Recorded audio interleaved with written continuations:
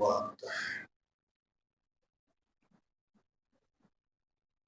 إن الحمد لله نحمده ونستعينه ونستغفره ونعوذ بالله من شرور أنفسنا ومن سيئات أعمالنا من يهده الله فلا مضل له ومن يضلله فلا هادي له نشهد أن لا إله إلا الله وحده لا شريك له وأشهد أن محمدا عبده ورسوله الذي أرسله بالحق بشيرا ونذيرا وداعيا إلى الله بإذنه وسراجا منيرا وبعد فقد قال الله تعالى في كلامه المجيد وفرقان الحميد أعوذ بالله من الشيطان الرجيم بسم الله الرحمن الرحيم والقرآن المجيد بل أجبوا أن جاءهم منذر منهم فقال الكافرون هذا شيء عليم أئذا متنا وكنا ترابا ذلك رجع بعيد قد علمنا ما تنقص الأرض منهم وعندنا كتاب حفيظ أما بعد فقد قال الله والعصر إن الإنسان لفي خسر إلا الذين آمنوا وعملوا الصالحات وتواصوا بالحق وتواصوا بالصبر। প্রশংসা সমূহ মহান আল্লাহ, যার অশেষ মেহেরবানিতে আজকে আমরা জুমার দিনে জুমার সালাতের জন্য রাজশাহী মহানগরীর বাইতুল আমান জামে মসজিদে শরীক হতে পেরেছি বলে আলহামদুলিল্লাহ। আমরা শুকরগুজার হচ্ছি মহান মাহবুদের দরবারে, যিনি দয়া করে মেহেরবানি করে তার ঘরে আসার খুশনসিব এনায়েত করেছেন। আল্লাহ বলি আলহামদুলিল্লাহ। আমার আপনার মতো অনেক মানুষ হাসপাতালে পড়ে আছে, আমার আপনার মতো অনেক মানুষ দেশের চিকিৎসা হয়নি, দেশের বাইরে গেছে, অপারেশন চলছে এই মুহূর্তে। আমার আপনার মতো কত মানুষ নিজের বাড়িতে ঘরে অসুস্থ অবস্থায় পড়ে আছে। আল্লাহ সেফায়ে কামেলা দান করুন বলে আমি। যারা অসুস্থ আছেন দেশে দেশের বাইরে চিকিৎসাধীন অপারেশন, আল্লাহ তাদেরকে পরিপূর্ণ সুস্থতা দান করুন বলে আমি শুকরিয়া আদা করছি এই জন্য যে আল্লাহ অন্ততপক্ষে তার ঘরে আসার সুযোগ করে দিয়েছেন। আমরা আল্লাহর ঘরে আসতে পেরেছি, আবারও বলি আলহামদুলিল্লাহ। দরুদ ও তাসলিমাত এ বিশ্বের শেষ এবং শ্রেষ্ঠ নবী মুহাম্মদুর রাসূলুল্লাহ সাল্লাল্লাহু আলাইহি ওয়াসাল্লামের উপর অগণিত দরুদ ও সালাম বর্ষিত হোক। সকলেই পড়ি সাল্লাল্লাহু আলাইহি ওয়াসাল্লাম।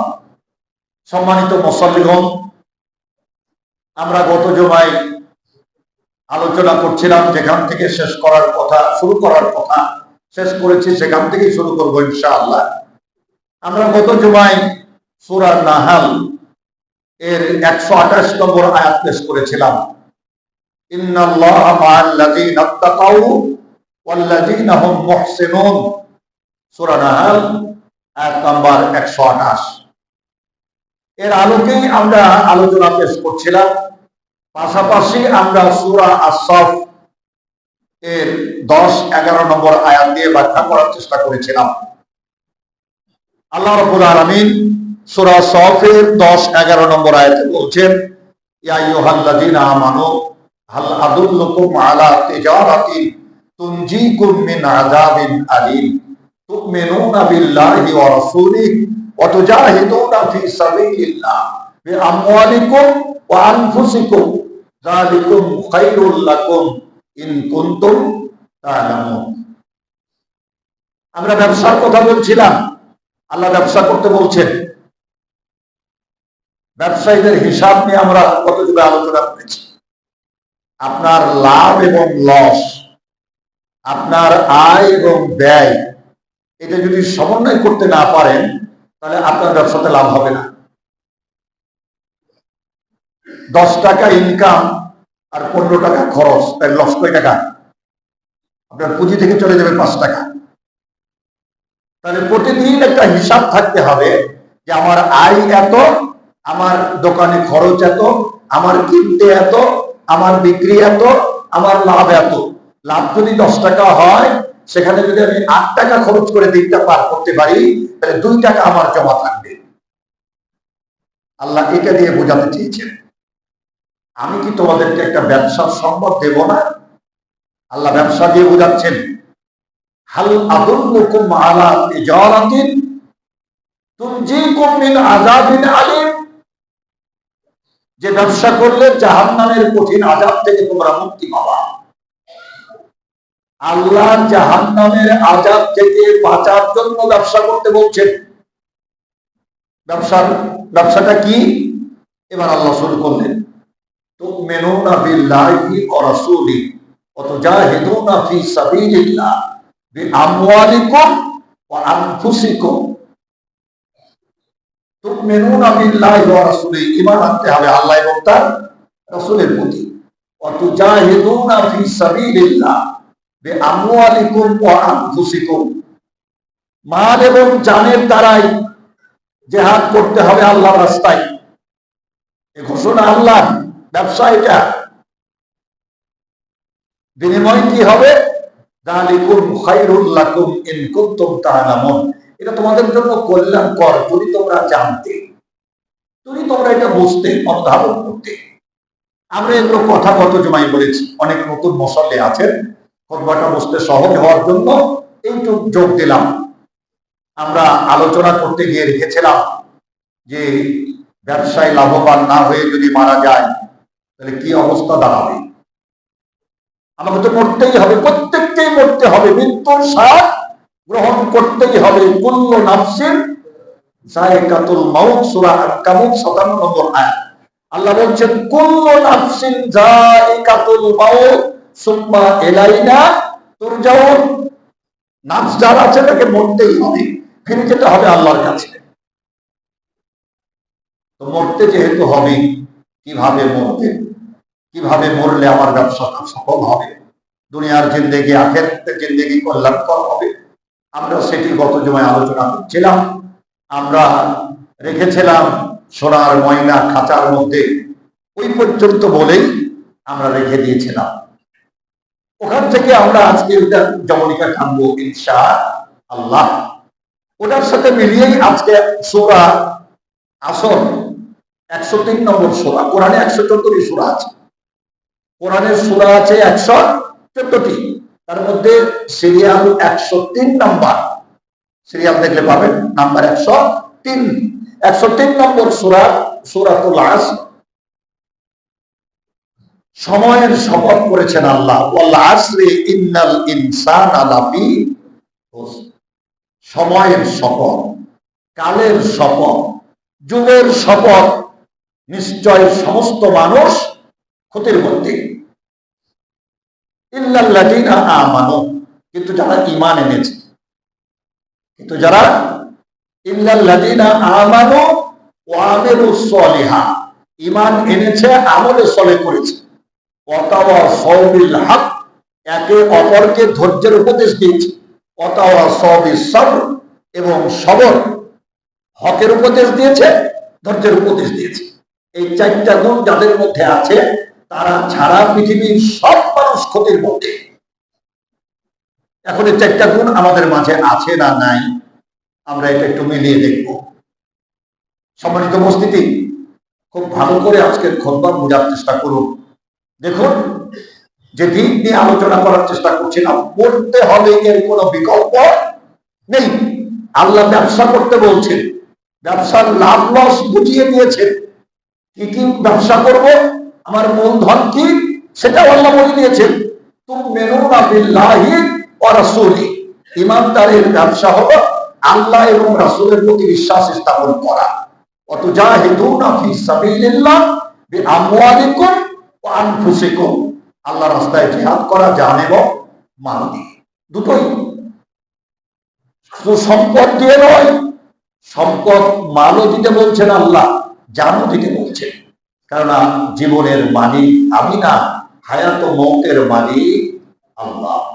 আল্লাযী খলাকাল মাউতা ওয়াল হায়াতা, সূরা মুলক পড়ে দেখেন। হায়াত ও মৌতের মালিক তো আল্লাহ। আপনি মরে গেছেন বলে ফেলে দিয়ে গেছি, বহু ঘটনা আপনাদের জানা আছে। মানুষটা মারা গেছে, ধারণা মরে গেছে, এমন মারা মেরেছে যে মরে গেছে, আর মরে না, ফেলে দিয়ে চলে গেছে। পরে লোকেরা এসে মুখে পানি দিয়ে দেখে যা আছে বেঁচে গেছে। কেউ মারা গেছে ওর মধ্যে, আবার কেউ বেঁচে গেছে। আপনারা পেপার পত্রিকা মিডিয়ার যুগ, পশ্চাতে একজন লোককে ফাঁসি দেওয়া হয়েছে। তো ফাঁসি দেওয়ার পরে, ফাঁসি দেওয়া হয়ে গেছে মানে মরে গেছে, তারপরে ফাঁসি থেকে নামার পরে দেখে না ও বেঁচে আছে। এখন নিয়ম হলো একবার ফাঁসি দিয়ে না মরলে ওদের দেশের নিয়ে বলা ফাঁসি দিতে পারবে না, সুতরাং সে বেঁচে গেল। সুবহানাল্লাহি বিহামদিহি, সুবহানাল্লাহিল আযীম। সাতক্ষীরা সীমান্ত এলাকায় কাকডাঙ্গা ফাজিল মাদ্রাসা, একটা মাদ্রাসা আছে কলারোয়া উপজেলায়, কাকডাঙ্গা ফাজিল মাদ্রাসা। বার্ষিক সম্মেলনে গিয়েছিলাম, বিশাল আয়োজন। আমি হায়াত ও মৌত নিয়ে আলোচনা করার সময় একজন মুক্তিযোদ্ধা আমার কাছে এসে বলছেন যে হুজুর, আপনার ওয়াজটা আমার জীবনে মিলে গেছে। কেমন? তো গায়ের জামাটা খুলে বুকটা দেখালেন। ওই এইভাবে লাইন করে দিয়ে হানাদার বাহিনী গুলি করছে। তো গুলি করেছে, সবাই পড়ে গেল, আমি আমাকে কিন্তু গুলি লেগেছে, কিন্তু আমি তখনও জ্ঞান আছে, আমিও পড়ে গেলাম, ওদের মতো আমিও পড়ে গেলাম। ওরা সব চলে গেল। যাওয়ার পরে লোকজন যখন এসে আমাদেরকে করলো, তখন আমার তো জ্ঞান আছে, আমি চুপ করে পড়ে আছি। আমার বুকের চামড়া ছেড়ে চলে গেছে, কিন্তু গুলিটা ভিতরে যায়নি, পাশ দিয়ে চলে গেছে, এখনো দাগ আছে। আল্লাহ আমাকে বাঁচিয়ে রেখেছে। হায়াত ও মৌতের মালিক আল্লাহ। সম্মানিত উপস্থিতি, আমরা সেটি প্রমাণ করার চেষ্টা করছিলাম। মরতেই হবে এবং মৃত্যুর পরে আল্লাহর দরবারে দাঁড়িয়ে মানুষের জীবনের হিসাব দিতে হবে। আমরা বলগাহীন নই, আমরা বলগাহীন মানে মরে যাব, শেষ। নাস্তিকদের কথা, মাটির কবরে আবার মাটির মানুষের হিসাব হবে না, নাউজুবিল্লাহ, আস্তাগফিরুল্লাহ। আল্লাহ মাটি দিয়ে মানুষ তৈরি করেছেন, আর মাটির কবরে যখন শুইয়ে দেওয়া হবে ওখানে আর কোনো হিসাব হবে না। এ হলো নাস্তিকদের কথা। খাও দাও, ফুর্তি করো, দুনিয়াটা মস্ত করো। ওই দেখা যায় কবরস্থান, ওই আমাদের ঘর, ওইখানেতে থাকতে হবে সারা জীবন ভর। দেখেন না, কিয়ামত পর্যন্ত মানুষ কবরেই থাকবে, অসংখ্য কোটি বছর। ওই দেখা যায় কবরস্থান, ওই আমাদের ঘর, ওইখানেতে থাকতে হবে সারা জীবন ভর, অনন্তকাল কবরে থাকতে হবে। রাসূল বলছেন, আল কাবরু রাওযাতুম মিন রিয়াদিল জান্নাহ, জান্নাতীদের জন্য কবরটা জান্নাতের বাগান হয়ে যায়। ফেরেশতাকে আল্লাহ ঘোষণা দিতে বলেন, ফেরেশতা ঘোষণা দেয়, আল্লাহ নিজে ঘোষণা দেন, ওটা ফেরেশতা শোনায়। আমরুল সুহমিনাল জান্নাহ, জান্নাতের বিছানা বিছিয়ে দাও। ওয়ালবিসুহু মিনাল জান্নাহ, জান্নাতের লেবাস পরিয়ে দাও। ওয়াফতাহু লাহুম বাবান ইলাল জান্নাহ, আর জান্নাতের সাথে একটা দরজা সংযুক্ত করে দাও। অসংখ্য কোটি বছর পর কিয়ামত কায়েম হলে, ইসলামের সব শিক্ষায় ভোক্তা দিলে, এই লোকটি উঠে দাঁড়াবে যখন কবর থেকে, মনে হবে এখনই শুইলাম, এখনই তো ঘুমালাম, অত কোটি কোটি বছর চলে গেছে। এটা হলো জান্নাতি। আর জাহান্নামী যদি হয়, তাহলে কবরটা কেমন হবে? মাটির কবরে হিসাব হবে না। মান রব্বুকা ওয়া মান নাবিয়ুকা ওয়া মা দীনুকা, রাসূল বলছেন প্রশ্ন করা হবে যে, আর বলছে হিসাবই হবে না। কি আশ্চর্য কথা। এরপরে আল্লাহ বলতে থাকে, যদি জাহান্নামী হয় তাহলে কবরে আল্লাহ বলেন যে জাহান্নামের বিছানা বিছিয়ে দাও। জাহান্নামের আগুনের পোশাক গায়ে পরিয়ে দাও। আর জাহান্নামের সাথে সংযোগ করে দাও। এ আযাব চলতেই থাকবে কিয়ামত না হওয়া পর্যন্ত। মুসলিম শরীফে হাদিস আছে, আল্লাহ রাসূল বলছেন কবরবাসীর বিষয়ে, জাহান্নামী মানুষের কবরে 99টা সাপ আছে।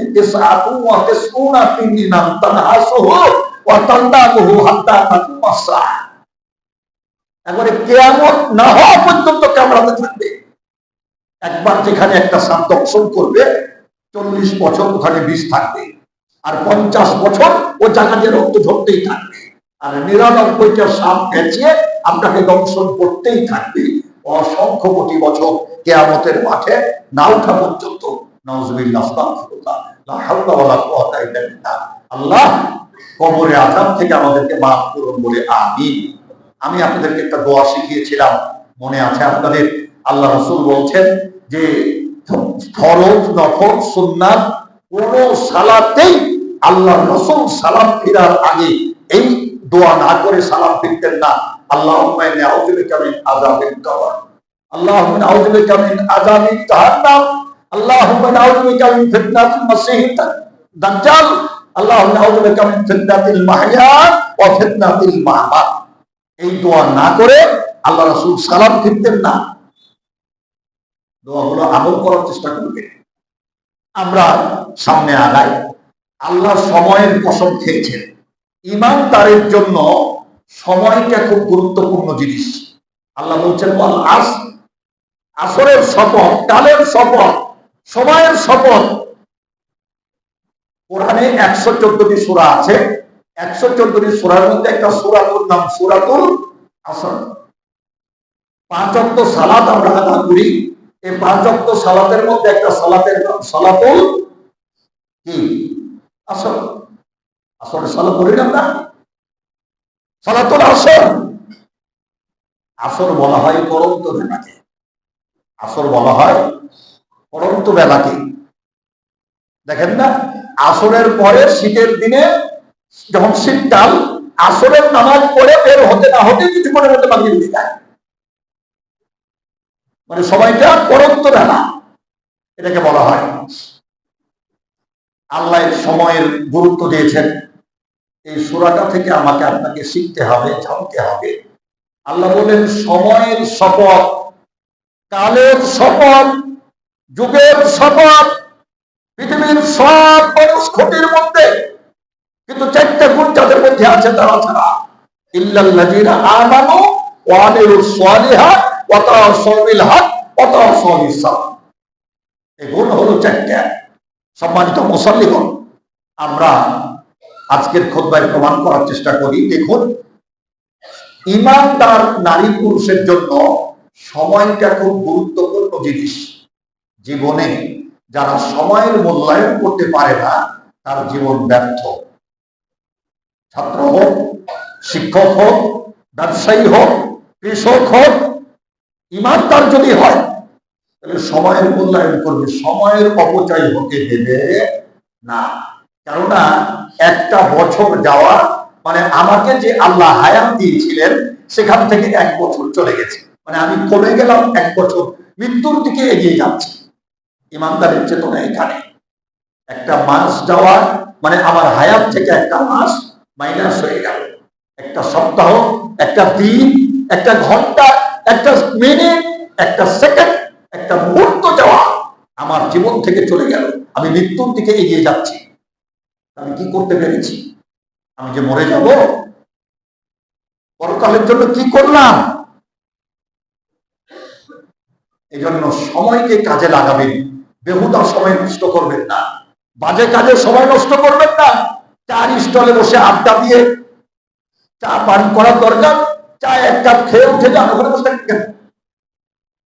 কিন্তু এত আজে বাজে গল্প, পরের পাপ হালকা করে, নিজের পরের গুনাহকে হালকা করে নিজের আমলনামায় পরের গুনাহটা নিয়ে আসছি, মানে গীবত, পরচর্চা। 1 কাপ চা খাওয়ার দরকার হলে বসে থাকেন, কি আছে না? সম্মানিত উপস্থিতি, বা যে কোনো জায়গায় হয়তো বসে গাল গল্প করে সময় নষ্ট করছে, এটা করবেন না। প্রিয় নবী বলছেন, কোন মুসলমান নরনারী ফরজ সালাতের পর 7 বার যদি পড়ে আল্লাহুম্মা নাউযু বিকা, আল্লাহুম্মা আজরনি মিনান নার, আল্লাহুম্মা আসালুকাল জান্নাহ, একাধিক হাদিস আছে। আল্লাহুম্মা আসালুকাল জান্নাহ ওয়া আউযু বিকা মিনান নার, এই হাদিসটা সবচেয়ে বিশুদ্ধ। 7 বার করবেন আমলে করে, আল্লাহুম্মা ইন্নী আসালুকাল জান্নাহ ওয়া আউযু বিকা মিনান নার। জাহান্নামের আগুন থেকে মুক্তি চাইলেন আর জান্নাত চাওয়া হয়ে গেল। রাসূল বলছেন, প্রত্যেক সালাতের পরে যদি কেউ আঙ্গুলে গুনে 7 বার করে এটা করতে থাকে, জাহান্নাম বলতে থাকে, আল্লাহ তোমার ওই বান্দাকে আমার থেকে আলাদা করে দাও ওকে, আর জান্নাত বলতে, আল্লাহ তুমি ওকে আমার ভিতরে দাও। সময়ের কত দাম! বাজে গল্প করছেন বসে বসে, অন্য জায়গায় বসে আছেন, সূরা ইখলাসটা 3 বার পড়েন, ইল্লাল্লাযিনা আমানু ওয়া আমিলুস সালিহাত, ভালো কাজ, ভালো আমল, সালাত, যাকাত, হজ, এগুলো তো জানেনই, বসে আছেন। বাচ্চাকে স্কুলে দিয়ে মহিলা তো বাজে গল্প না করে, কার স্বামীর কত টাকা ঘুষ, কত টাকা ইনকাম, কার কয়তলা বাড়ি, কে কিসে সয়, কে কিসে চলে, ওগুলো জানার আমার দরকার নাই। আপনি বসে বসে সূরা ইখলাস 3 বার পড়েন, আল্লাহ রাসূল বলছেন 1 খতম কোরআনের দিকে পেয়ে যাবেন। আপনি বসে বসে দরুদ পড়েন, আপনি একবার করলে 10টা রহমত আপনার উপরে নাযিল করবেন আল্লাহ। রাসূলের উপরে দরুদ পড়েন, আল্লাহুম্মা সাল্লি আলা মুহাম্মাদ ওয়া আলা আলি মুহাম্মাদ কামা সাল্লাইতা আলা ইব্রাহিম ওয়া আলা আলি ইব্রাহিম ইন্নাকা হামিদুম মাজিদ, আল্লাহুম্মা বারিক আলা মুহাম্মাদ ওয়া আলা আলি মুহাম্মাদ কামা বারাকতা আলা ইব্রাহিম ওয়া আলা আলি ইব্রাহিম ইন্নাকা হামিদুম মাজিদ। বসে আছেন, পড়েন। সংক্ষিপ্ত করলে সাল্লাল্লাহু আলাইহি ওয়াসাল্লাম, সাল্লাল্লাহু আলাইহি ওয়াসাল্লাম। সম্মানিত মুসল্লিগণ, আমরা আজকের খুতবায় ওই গতদিনের মূল আলোচনাটা আজকে যেমনটা টানবো, ওখানে যাব। যাওয়ার আগে আজকে যে সূরাটা পড়েছি ওটার জন্যই, যে মরে যাব। আমরা বলেছিলাম আগের দিনে যে আয়াতটা, অনেকগুলো আয়াত আমরা পেশ করেছিলাম, মুতু কাবলা আন তামুত, ইকরা কিতাবাকা কাফা বিনাফসিকাল ইয়াউমা আলাইকা হাসিবা।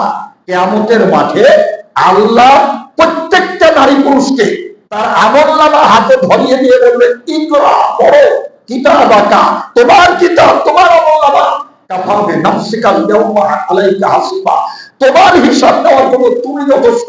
তোমার আমলনামা ছবি সহকারে তোমাকে দিয়ে দিয়েছি, এখন তুমি তোমার নিজের হিসাব নাও। জীবনের সময় নষ্ট করবে বাজে পথে, ব্যবসা বাণিজ্য, চাকরি বাকরি, হল মিল, তার সব ইবাদত। সালাত আদায় হয়ে গেল, মসজিদে বসে থাকতে বলছেন না আল্লাহ। আল্লাহ বলছেন, ফাইজা কুদিয়াতিস সালাতু ফান্তাসিরু ফিল আরদ, জমিনে ঝাঁপিয়ে পড়ো। আপনি ব্যবসা করছেন, আপনি মুঠে মজুরি করছেন, শিক্ষকতা করছেন, আপনি কাজ করছেন মাঠে, আপনি ব্যবসায়িক লেনদেন করছেন, বিভিন্ন ভাবে কাজ করছেন, ওটা আপনার ইবাদত। আমার রক্ত হবে, আবার সালাত আদায় করবেন। মসজিদ বসে থাকার জায়গা। সম্মানিত মসজিদ, সময়টাকে কাজে লাগাতে হবে। এবার একটা দৃষ্টান্ত দেই। পণ্ডিতেরা বলেন, an example is better than precept, এমনি বলার চাইতে উদাহরণ স্বরূপ বললে কথা ভালো বোঝা যায়। কোরআন শরীফ আল্লাহ বলেন, ওয়া তিলকাল আমসালু নাদরিবুহা লিন-নাস লাআল্লাহুম ইয়াতাফাক্কারুন। দুনিয়ার মানুষের চিন্তা ভাবনা করার জন্য আল্লাহ পাক অনেক উদাহরণ পেশ করেছেন। ওই ছাত্র ছাত্রীটা ভালো বুঝে যে ফেল করেছে পরীক্ষায়, এসএসসি বা সমমান, এইচএসসি বা সমমান পরীক্ষা দিয়েছিল, পরীক্ষায় ফেল করেছে, একদল পাস করে আর এক জায়গায় ভর্তির জন্য চেষ্টা করছে, আর ওর রেজাল্ট আসছে ফেল। আবার পরীক্ষা দিতে হবে, 1 বছর ধরে প্রস্তুতি নিতে হবে। ওই ছাত্র ছাত্রী বুঝে যে একটা বছরের পরোয়া। কি দিয়ে বুঝায় আপনাকে? যে লোকটা 1 মাস জেলখানায় ছিল, কোন কারণে 1 মাস জেলখানায় ছিল, সে বোঝে যে একটা মাস বন্দি থাকা কি দাম, একটা মাসের কত দাম, তার জীবন থেকে চলে গেছে, স্বাধীনভাবে কাজ করতে পারেনি, তার ব্যবসা বাণিজ্য চাকরি বাকরি কিছুই করতে পারেনি, সে পরিবারের কাছে থাকতে পারেনি। একটা মাস যদি কেউ জেলখানায় বন্দি থাকে, তাহলে এক মাসের কত দাম, এক বছরের দাম ওই ফেল করা ছাত্রছাত্রী বুঝে, যেটা আরেকবার পরীক্ষা দিতে হবে পরের ব্যাচের সাথে। আবার এক সপ্তাহের মূল্য ওই লোকটা বুঝে যে এক সপ্তাহ হাসপাতালে ভর্তি ছিল, হাসপাতালের বেডে থাকা যে কি কষ্ট, আল্লাহ আকবার। তারপরে অনেক অসুবিধা, এই ইনজেকশন ওই ইনজেকশন, এই ওষুধ সেই ওষুধ, মানে নানান রকমের কষ্ট। মানুষ অসুস্থ না হলে, বিপদে না পড়লে হাসপাতাল যায় না। হাসপাতালের বেডে যদি কোন রোগী এক সপ্তাহ ধরে পড়ে থাকে, তাহলে একটা সপ্তাহের কত দাম এটা বুঝি। 7 দিনের বেলা 6 দিন থেকে ডাক্তার সাহেবকে হাতে পায়ে ধরি, স্যার একটু ছুটি দেওয়া যাবে না? বলে না, 7 দিনের ডোজটা কমপ্লিট করে যেতে হবে। যে অ্যান্টিবায়োটিক চলছে, এখানে নির্দিষ্ট সময় নার্স আছে, আমার এই প্রেসক্রিপশন মোতাবেক আপনাকে সময় মতো ওষুধ দেবে, বাড়ি গেলে ওটা হবে না, আপনাকে 7 দিনই থাকা লাগবে। ওই রোগী বুঝে 7 দিন ধরে মেডিকেলে পড়েছিল। যে সম্মানিত মুসল্লিগণ, এমনি ভাবে আমরা 1 বছর বললাম, 1 মাস বললাম, 1 ঘন্টা সময়ের মূল্য কত ওই লোকটা বুঝে যে তার আত্মীয় স্বজন বন্ধু বান্ধব আসবে, স্টেশন বা বাস স্ট্যান্ডে যে দাঁড়িয়ে আছে, এতটাই ঢাকা থেকে বাস ছেড়েছে, মেহমান আসবে, রাস্তায় 1 ঘন্টা লেট হয়ে গেছে, এই বাস আসে, এই দিকে তাকিয়ে থাকে, এই বুঝি এলো, ওই বাস আসে, এই বুঝি এলো। আল্লাহর আরবিতে একটা ইয়ে আছে, আল ইন্তেজারু আসাদ্দু মিনাল মাউত, কারোর জন্য অপেক্ষা করা আসবে তাই এটা মৃত্যুর চাইতে কঠিন। যে বাস আসে ওদিকে তাকায়, এই বাসে বুঝি এলো, আসার কথা আছে, দৌড়ে যাই, যে নামলো দেখে ওনার লোক নাই, আসেনি। এই যে 1টা ঘন্টা কারোর জন্য অপেক্ষা করতে হবে, বোঝা যাবে 1 ঘন্টা সময়ের দাম কত। 1 মিনিটের জন্য রিক্সাওয়ালাকে বলছেন, বাবা টান দাও, 20 টাকা বকশিস দেব। 1 মিনিট সময় যে ট্রেন দেখা যাচ্ছে, ছেড়ে দেবে, যেতে যেতে ট্রেনটা ছেড়ে দিল, আপনি দূরে গিয়ে পেলেন না। 1টা মিনিট ট্রেন দেখেছেন আপনি, ওই 1 মিনিট সময়ের দাম কত। 1 মিনিটের জন্য যে প্যাসেঞ্জার ট্রেন মিস করেছে, সে বুঝে যে 1 মিনিট সময়ের দাম কত। আল্লাহ কালের শপথ করেছেন, সময়ের শপথ। ধারাবাহিকভাবে আলোচনা শুনবেন, অত্যন্ত গুরুত্বপূর্ণ বিষয় নিয়ে আমরা আলোচনা আরম্ভ করছি। আজকের খুতবা এটা যতটুকু যাবে, পরবর্তী জুমা থেকে আবার শুরু হবে ওখান থেকে ইনশাআল্লাহ। এবার দেখুন 1 সেকেন্ডের মূল্য, 1 সেকেন্ড, 1 সেকেন্ডের জন্য অ্যাক্সিডেন্ট থেকে আপনি বেঁচে গেছেন। 1 সেকেন্ড, 1 সেকেন্ড। তাহলে ওই লোকটা বুঝে, ওই নারী পুরুষ বুঝে, এই আল্লাহু আকবার, 1টা সেকেন্ডের জন্য বেঁচে গেলাম, নতুন জন্ম পেলাম, আল্লাহ আমাকে পুনর্জন্ম দিয়ে দিয়েছে মনে হচ্ছে। আমি তো মরে গেছিলাম, 1 সেকেন্ড আমার গাড়িটা বের হয়েছে, পরেরটা এসে বেঁধে গেছে। সম্মানিত উপস্থিতি, সময়ের মূল্য কত বেশি, এটা 1 বছর থেকে 1 সেকেন্ড পর্যন্ত একটা তালিকা, মোটামুটি একটা দৃষ্টান্ত আপনাদেরকে দিলাম। এটা জীবনে মেলাবেন, জীবনের প্রত্যেকটা মুহূর্ত, জীবন কত বছর হলো আমার, একাকি নিজে হিসাব করবেন। বিছানায় শুয়ে চক্ষু বন্ধ করে, ওই যে অনেক দিন বলেছি, আজও বলছি, মশারি থাকলে খাটা, না থাকলে 4 দেয়াল, ইটের হোক, টিনের হোক, খড়ের হোক, যে বাড়িতে আপনি শুয়ে আছেন, ওই রাতের বেলায় ঈশা সালাত আদা করে মানুষ যেভাবে মৃত মানুষকে শোয়, ওইভাবে একেবারে শুয়ে চক্ষু বন্ধ করে ভাবেন তো যে আমি মরে গেছি, আমি ওই যে আমার হিসাব আমাকেই দিতে হবে আল্লাহর আদালতে। ইকরা কিতাবাকা কাফা বিনাফসিকা ইয়াউমা আলাইকা হাসিবা। তো আল্লাহর আদালতে আমার বিচার আমি করব। তো আজকের হিসাবটা, প্রত্যেক দিনের হিসাবটা নেন না, যে আজকে 5 ওয়াক্ত সালাত আমি যথারীতি আদায় করেছি কিনা। আজকে জুমার দিন সূরা কাহাফ পড়ার কথা আল্লাহ রাসূল বলেছেন, সূরা কাহাফটা আমি পড়েছি কিনা। আজকে আমার এই কাজ করার ছিল, আমি এই কাজটা করেছি কিনা। প্রত্যেক দিনের হিসাব করে মিথ্যা কথা বলেছি, কার ক্ষতি করেছি, কার সম্মানে হানি দিয়েছি, কার ক্ষতি করার জন্য গুটি চালার চেষ্টা করেছি। হুঁশিয়ার, সাবধান, কারো সম্মান নিয়ে ছিনিমিনি খেললে আপনাকেও রেডি থাকতে হবে। নুন ধার, তেল ধার, চোখের পানি তাও ধার।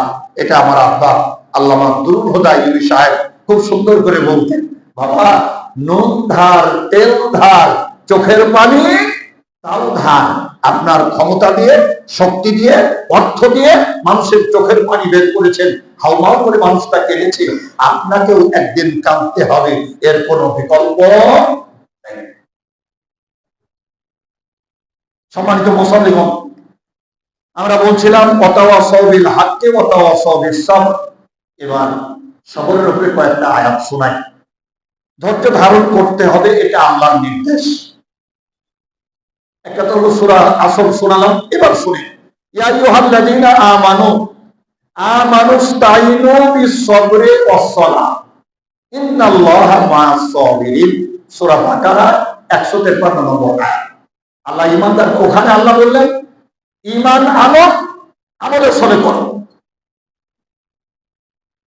আর এখানে আল্লাহ বলছেন ইস্তাইনু বিস-সাবরি ওয়াস-সালাহ, তোমরা সাহায্য প্রার্থনা করো আল্লাহর কাছে সবর, ধৈর্য এবং সালাতের মাধ্যমে। ইন্নাল্লাহা মা'আস সাবিরিন, নিশ্চয় আল্লাহ ধৈর্যশীলদের সাথে আছে। সূরা বাকারা 153 নম্বর আয়াত। এরপরে আল্লাহ বলছেন ইয়া আইয়ুহাল্লাযীনা আমানুসবিরু ওয়া সাবিরু ওয়া রাবিতু ওয়াত্তাকুল্লাহা লাআল্লাকুম তুফলিহুন। সূরা আলে ইমরান আয়াত নম্বর 200। সূরা আলে ইমরানের 200 নম্বর আয়াত। আল্লাহ বলছেন ইয়া আইয়ুহাল্লাযীনা আমানুসবিরু, হে ঈমানদারগণ তোমরা ধৈর্য ধরো, ওয়া সাবিরু ওয়া রাবিতু, ধৈর্য ধারণ করো এবং অন্যায় বাতিলের বিরুদ্ধে ধৈর্যে অবিচল থাকো, অটল থাকো। তোমার জীবন চাই যা, কিন্তু ধৈর্য হারা হলে চলবে না, অরাবিতু, অবিচল। এরপরে আল্লাহ বলছেন ওয়াত্তাকুল্লাহ, আল্লাহকে ভয় করো, লাআল্লাকুম তুফলিহুন, আশা করা যায় তোমরা মুক্তি পাবা। এটা হলো সূরা আলে ইমরান আয়াত নম্বর 200। সম্মানিত মুসল্লিগণ, আল্লাহ নিজেই বলছেন কোরআনে ইন্নাল্লাহা আলিমুন হালিম, নিশ্চয় আল্লাহ তাআলা মহাজ্ঞানী এবং পরম ধৈর্যশীল। আল্লাহর চাইতে ধৈর্যশীল পৃথিবীতে আর কেউ নাই। কেমন? এটা তো কোরআন আয়াত দিয়ে শুনলাম, এবার হাদিস শুনে। হাদিসটা সহিহ বুখারী। কোথায় পাবে? সহিহ বুখারী হাদিস। হযরতে বিখ্যাত সাহাবা আবু মুসা আশআরী রাদিয়াল্লাহু তাআলা আনহু থেকে বর্ণিত, রাসূল সাল্লাল্লাহু আলাইহি ওয়াসাল্লাম বলেছেন এমন কেউ নেই যে কষ্টদায়ক কোন বিষয় শোনার পরে একটা বিষয় আপনাকে কষ্ট দিয়েছে, আঘাত দিয়েছে, মুখ দিয়ে হোক, ব্যবহার দিয়ে হোক, কোন কারণে কষ্ট দিয়েছে, এই কষ্ট পাওয়ার পরেও ধৈর্য ধরা এটা খুব সহজ বিষয় নয়। এমন কেউ নেই যেটা ধৈর্য ধরতে পারে।